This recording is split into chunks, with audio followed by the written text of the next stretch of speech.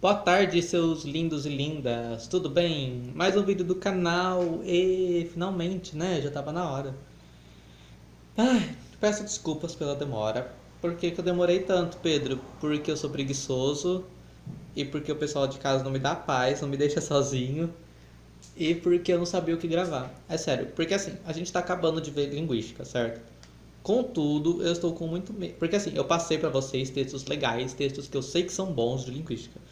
E eu ia mudar de assunto, eu já ia começar a produção textual, que é a redação. Só que eu fiquei com muito medo de mudar de assunto e depois lá pra frente perceber que, nossa, olha só esse texto de linguística que eu tenho tão legal e eu poderia ter feito um vídeo disso e já saí da época de linguística, então não ficaria.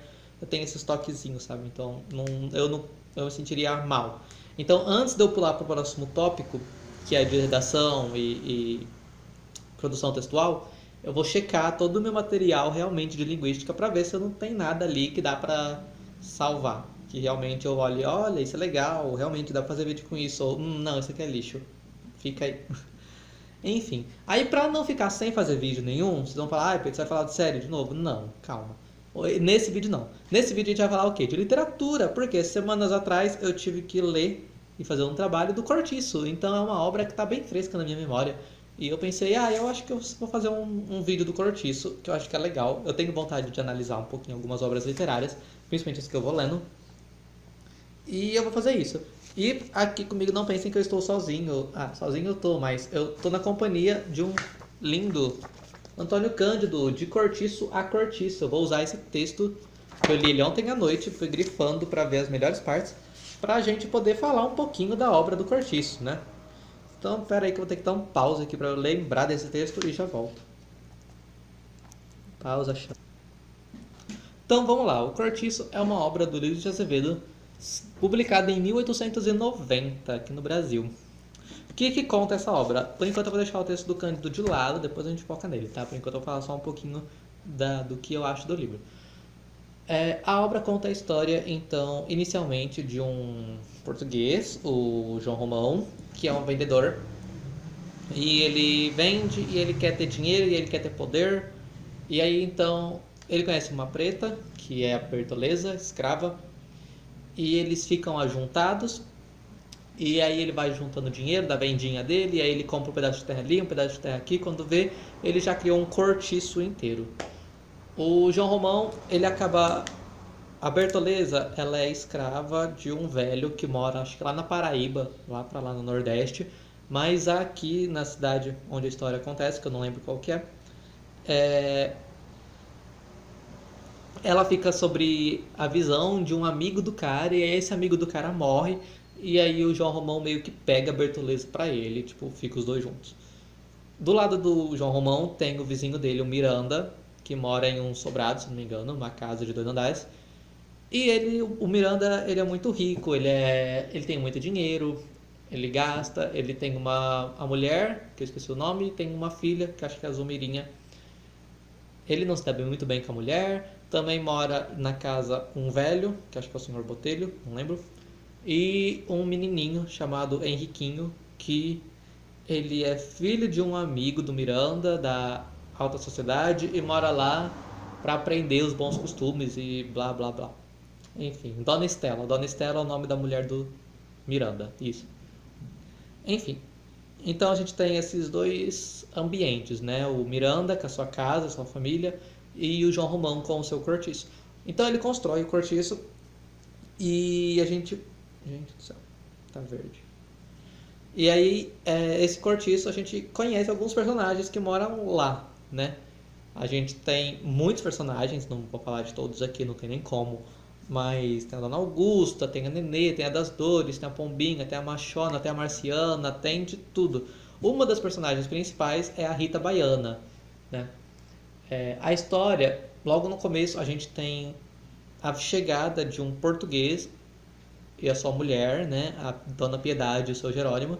Ele trabalha na pedreira e ele vai pedir emprego pro João Romão, né? Ele quer morar no cortiço e trabalhar na pedreira, que tem uma pedreira no fim, tem um cortiço, aí tem um capinzal, um bambuzal, e atrás tem uma pedreira onde o pessoal trabalha.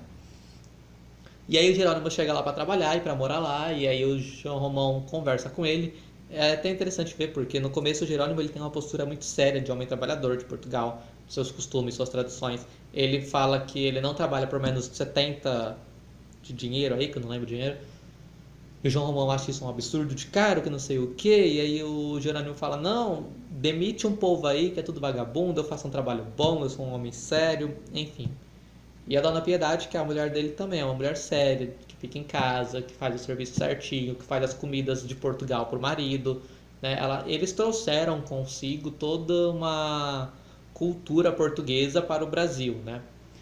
E eles levam isso pro cortiço no começo da obra.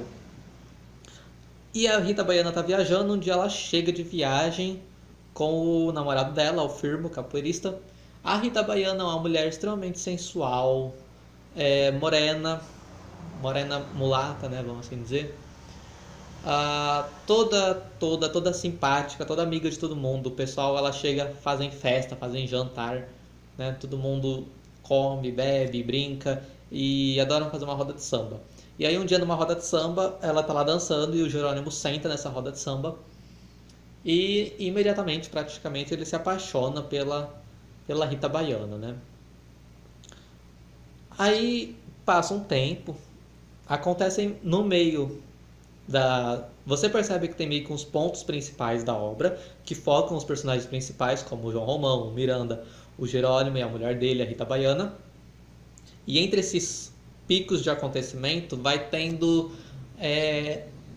situações que acontecem no cortiço. Então, por exemplo, tem um momento em que a Leocádia transa com o Henriquinho, que mora com o Miranda, em troca de um coelho. E aí o marido dela, o Bruno, vê. E aí eles brigam, ele bate nela, ela quebra as coisas dele, vai embora do cortiço. Aí passa isso, aí foca de novo no Jerônimo um pouquinho, na Rita Baiana, no João Romão, no Miranda. Aí depois tem outro acontecimento, que é a Marciana e a filha dela, que eu não lembro. A filha dela é engravida do caixeiro, que trabalha no mercadinho do João Romão. E aí a Marciana bate nela, o caixeiro foge, e ela foge junto, e a Marciana fica louca. O que mais? Enfim, vários acontecimentos vai tendo ao longo do livro, que são acontecimentos do dia a dia, rotineiros, né? Comuns, vamos assim dizer. Com o passar do tempo, vai se mostrando que o Jerônimo, que é o personagem principal, ele vai mudando. Então assim, basicamente a história do Cortiço é essa, tá? O Cortiço vai contando a história de vários personagens. E no final acontecem umas coisas que eu não vou falar. O foco principal do Cortiço é o João Romão, né? A sua ascensão ao poder, como que ele quer esse poder e como que ele faz para conseguir isso. Mostra também um pouco do Miranda, que em nenhum momento mostra muito bem o que o Miranda quer. Ele é um cara que vive ali de boa na dele, com dinheiro, gasta seu dinheiro, mas ele faz as coisas certas de forma que ele consegue um poder muito bom. E tem o Jerônimo, o triângulo amoroso, Jerônimo, Piedade e Rita Baiana, né? Como que esse triângulo amoroso ele se inicia, como que ele se desenrola e como que ele termina, né? Então, basicamente, essa é a história do Cortiço. E é claro, também a Bertoleza, a gente não pode esquecer, uma personagem principal. Aí, o que a gente vai ter? Tem muitas críticas no Cortiço. Nossa, dá pra passar o dia inteiro falando de críticas do Cortiço. O Tony Cândido que diga, né? Aí, pequenininho. Uma das críticas principais que tem é o contraste, né, no Cortiço. Porque você vê, por exemplo, o Jerônimo, quando ele é português e ele chega pro Brasil, ele é um homem sério, ele é um homem firme, de pulso firme, com tradições, só come comida portuguesa. Sua mulher também faz comida portuguesa, tem os seus costumes e tal. Com o passar do tempo, o Jerônimo vai se abrasileirando. É esse o termo mesmo que o escritor usa, né? Então fala que ele trocou a comida X pela comida Y, o tempero X pelo tempero Y. Ele foi trocando coisas do dia a dia dele que era de Portugal por coisas que são do dia a dia do brasileiro, né? Ele vai se abrasileirando. E esse abrasileiramento também causa uma mudança no seu comportamento. Ele vai ficando mais desleixado, ele vai ficando mais preguiçoso, ele vai ficando mais, qual que é a palavra? Luxurioso, né? A história do Jerônimo com a Piedade é isso. Eles moram lá no Cortiço e aí ele conhece a Rita Baiana, se apaixona por ela E aí ele fica muito afim dela, briga com o namorado dela, que é o Firmo, o capoeirista, mata o Firmo. E aí ele foge da casa dele pra ficar com a Rita Baiana. E aí eles fogem pra morarem juntos. O Jerônimo abandona realmente a filha e a esposa. E eles fogem do cortiço, vão morar junto e ficam lá de boa. Não lembro o que acontece muito bem com os dois.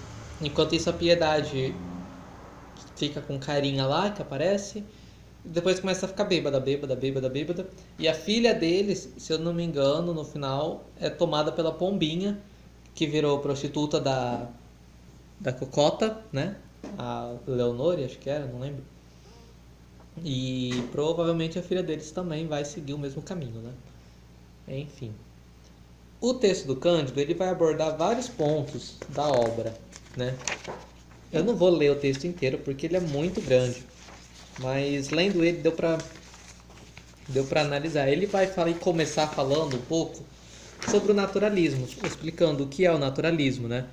Ele fala aqui, ó, para o naturalismo, a obra era essencialmente uma transposição direta da realidade, como se o escritor conseguisse ficar diante dela na situação de puro sujeito em face de puro objeto puro, registrando as noções e as impressões que iriam constituir o seu próprio texto. Além disso, no naturalismo, meu Deus, o Azevedo, uma das características que ele coloca bastante acentuada no naturalismo é o instinto animal presente no ser humano. Em que forma? Então, você percebe que as personagens, eles são muito... Eles meio que tomam atitudes extremamente... qual é o nome, gente? Aquela palavra? Pera, vou lembrar. Impulsivos, isso. Eles não pensam, eles não são racionais, não são seres que pensam, sabe? O que dá na tábua eles fazem, só pensam em procriação, sexo. A obra é extremamente vulgar em certos momentos. E eles não têm muitos modos, tem cenas em que eles estão jantando, em que eles comem de boca aberta, falam alto, riem, derrubam as coisas, enfim. Então eles têm essa coisa mais animalesca, mais... Não é nem animalesca, eu diria, mais pré-histórica, sabe? Uma coisa sem modo, sem escrúpulo, sem vergonha de fazer o que eles fazem, sabe? E o Azevedo, então, ele acentua muito essa característica na obra dele, né? Você vê claramente. O que mais que a gente vai ter? Aí ele vai falar que o Cortiço, ele não é uma obra... que o Aloysio de Azevedo provavelmente se inspirou no texto La Sumouille, de Émile Zola, que é uma obra francesa, né? E então ele vai fazer uma leve comparação dessas duas obras aqui. O que mais que a gente vai ter?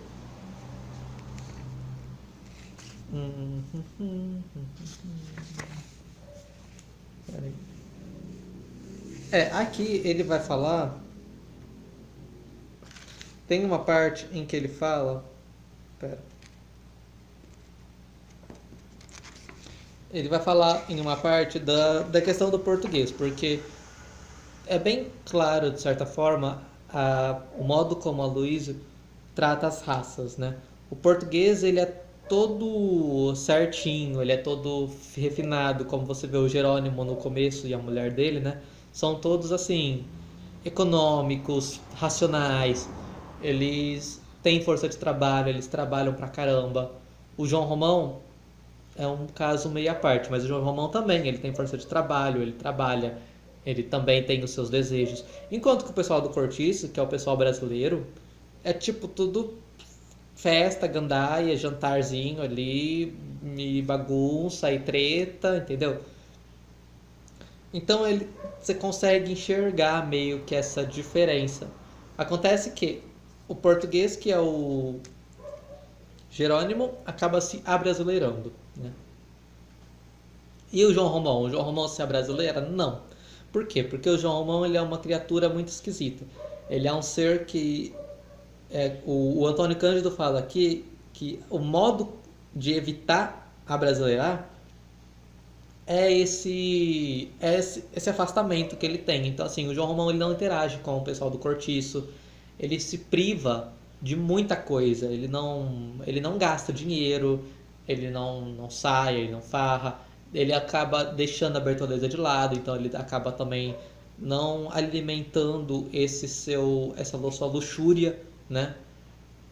O João Romão é exatamente por conseguir ter esse afastamento e ter foco, eu quero ser rico, eu quero ter poder, que ele realmente consegue isso e ele não acaba caindo, vamos assim dizer, na tentação brasileira e se abrasileirar igual o Jerônimo se abrasileirou, né? Você vê aí então duas distinções de português, um português que abrasileirou-se e um português que não se abrasileirou e que conseguiu realmente conseguiu seus objetivos de vida, né? Porque no final o João Romão ele realmente consegue um cargo, mas né, depois que o Miranda vira barão, ele fica assim, putaço da vida, tipo, como assim? Eu tenho o maior cortiço da região, tenho dinheiro pra caralho, e esse filho da mãe, que é o meu vizinho, corno, que não faz nada, ele que vira barão e eu não. E aí ele percebe então que ele precisa pegar esse dinheiro que ele tem, esse capital todo que ele tem e investir, comprar roupas boas, ir para lugares famosos, lugares de status, que dá status, conhecer pessoas. E ele começa a fazer isso, ele até arquiteta casasse com a filha do Miranda, que ele odeia o Miranda, só para poder ficar mais perto da riqueza da Miranda e ter uma ascensão social.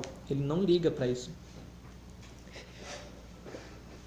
E ele realmente consegue. Aí no final o que acontece? Como ele tá meio que juntado com a Bertoleza, ele não pode casar. Então ele decide matar a Bertoleza. Mentira, não manda matar não. Ele liga lá pro cara do Nordeste e fala pra ele, ó, eu tô com a tua escrava aqui, vem buscar. Aí eles vão, só que aí ela se mata pra não voltar a ser escrava do cara lá. Então assim, você percebe que o João Romão, ele tem toda uma série de fatores que o impede de se abrasileirar, ao contrário do Jerônimo. E o Miranda ele se abrasileira, também você percebe que não muito. É porque o Miranda, ele tem toda uma questão maior, ele não é só o Miranda. Ele é um Miranda com a mulher dele, com o velho que mora lá, com a filha dele, né? Enquanto que o Jerônimo, ele é um caso bem mais simples, mais independente, e o João Romão também. O Miranda não, o Miranda ele tem todos esses fatores que influenciam nele de ser um homem trabalhador. Além disso, ele é um cara de status, né? Então ele precisa manter, né? Tanto que esse é um dos principais motivos pelo qual ele não separa da mulher dele. Ele meio não dá pra saber se ele sabe que ele é traído ou não, mas tipo assim, não acontece nenhum bafafá na casa dele, sabe? É tudo muito formal, tudo muito para passar a imagem realmente de seriedade, de que tá tudo bem e que não tem nenhuma merda acontecendo, entende? Mas é claro que isso não é verdade, a gente sabe que não. O que mais que o Cândido vai falar? Então, uh,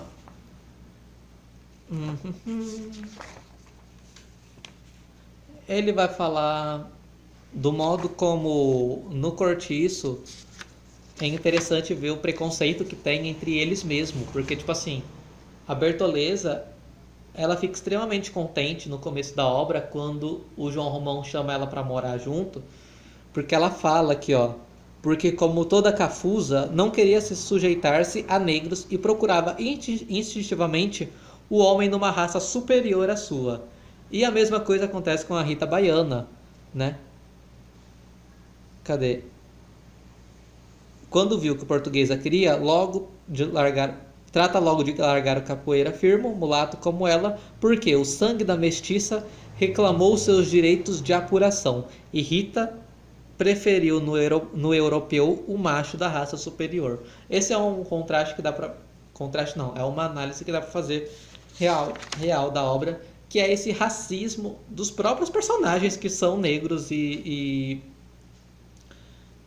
que não se que encaram a sua raça como sendo inferior e busca no homem branco, né, nos dois personagens, uma tentativa de ascensão. O Cândido vai falar que na obra do Cortiço está sempre um tentando se sair melhor do que o outro, sempre tentando subir no lugar do outro, né? Você tem o pessoal do cortiço, que é um bando de miserável, que tenta sempre ali melhorar a sua posição de vida para chegar mais ou menos onde está o João Romão. E o João Romão está sempre tentando chegar no lugar do Miranda, né? Então é sempre um tentando subir às custas dos outros. O Cândido fala que é como se você precisasse derrubar o seu vizinho para pegar o lugar dele, né? Isso também realmente acontece na obra. O que mais? Tem análise também do cortiço como um ser biológico, porque realmente o cortiço ele é tratado quase como uma criatura em certos momentos. É como se o cortiço tem uma parte em que o Azevedo fala, né? O cortiço acordou. Não foi o cortiço que acordou, as pessoas do cortiço acordaram. Mas o modo como o Azevedo escreve é como se o cortiço fosse um ser vivo, sabe? Que acorda, que come, que caga, que acontece tudo. E o espaço do cortiço ele tem muito significado, tanto que ele passa por muitas transformações, né? Inicialmente ele tem um nome que eu esqueci, aí pega fogo nele.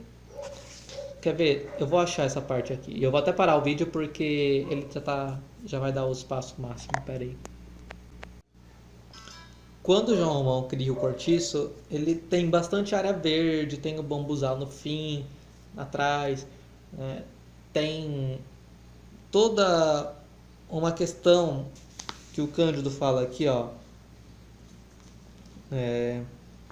ligado à natureza, que no Brasil era ainda presença a ser domada, ele, o cortiço, cresce, se estende, aumenta de volume e é consequentemente tratado pelo romancista como realidade orgânica, por meio de imagens orgânicas que o animam e fazem dele uma espécie de continuação do mundo natural. Então tem horta, tem pomar, tem arvorezinhas, tem área verde. Ele tem toda essa coisa mais simples, vamos assim dizer. No começo é como se o cortiço fosse regido por leis biológicas. Entretanto, tem o personagem do João Romão que parece ir atenuando o ritmo espontâneo em troca de um caráter mais mecânico de planejamento. O cortiço ele pega fogo e depois, renovado, ele é descrito por uma imagem de cunho mecânico, quando o antigo sempre o fora por meio de imagens orgânicas, que continuam a ser usadas para o cortiço desorganizado que recebe os seus rebotalhos, que é o cabeça de gato. A passagem do espontâneo ao dirigido manifesta a acumulação do capital, que disciplina à medida que disciplina, enquanto o sistema metafórico passa do orgânico da natureza para o mecânico. Então é como se no primeiro cortiço ele fosse uma coisa mais simples, mais orgânica, e depois quando ele passa por um incêndio, ele passa a se tornar algo mais mecânico, algo mais urbano, né? E aí, exatamente na segunda parte do cortiço, quando, né, o cortiço está no seu segundo formato, que surge o cortiço cabeça de gatos. E aí o cabeça de gatos é que passa a ser o cortiço orgânico, vamos assim dizer, né? E aí depois, ainda por cima, o cortiço sofre um outro incêndio. E aí quando ele volta ainda mais urbano, porque ele ainda vai ter um segundo andar, uma coisa toda bem mais bem elaborada, sabe? O que mais que a gente vai ter? Pera aí. Eu vou ler aqui umas partes que eu acho interessantes. Aqui, ó. A força do livro vem, em partes, da contaminação do plano real e do plano alegórico. Porque também... Não, calma. Fazendo pensar imediatamente numa relação causal de sabor naturalista que na cabeça dos teóricos e publicistas era meio, raça, Brasil, e que no projeto da obra foi natureza tropical do rio, raças e tipos humanos misturados e cortiço. Isso é, no intuito de Aloysio, a natureza que cerca o cortiço de todos os lados, como o sol queimando no alto, condiciona um modo de relacionamento entre os diversos grupos raciais que, por suas vezes, fazem do cortiço o tipo aglomerado humano que é. E esta série causal encarnaria o que se passava na escala nacional, segundo as concepções do tempo. Esboçando já aqui uma visão involuntariamente pejorativa do país, o romancista traduz a mistura de raças e a sua convivência como promiscuidade da habitação coletiva, que deste modo se torna mesmo um Brasil em miniatura, onde brancos, negros e mulatos eram igualmente dominados e explorados por esse bicho-papão dos jacobinos, o português ganhador de dinheiro, que manobrava tantos cordéis de ascensão social e econômica das cidades. Isso. Na composição, o cortiço é o centro de convergência, o lugar por excelência em função da qual tudo se exprime. Ele é um ambiente, um meio físico, social e simbólico, vinculado a certo modo de viver e condicionando certa mecânica das relações. Mais além e acima dele, o romancista estabeleceu outro meio mais amplo, a natureza brasileira, que desempenha papel essencial como explicação dos comportamentos transgressivos, como combustível das paixões e até da simples rotina fisiológica.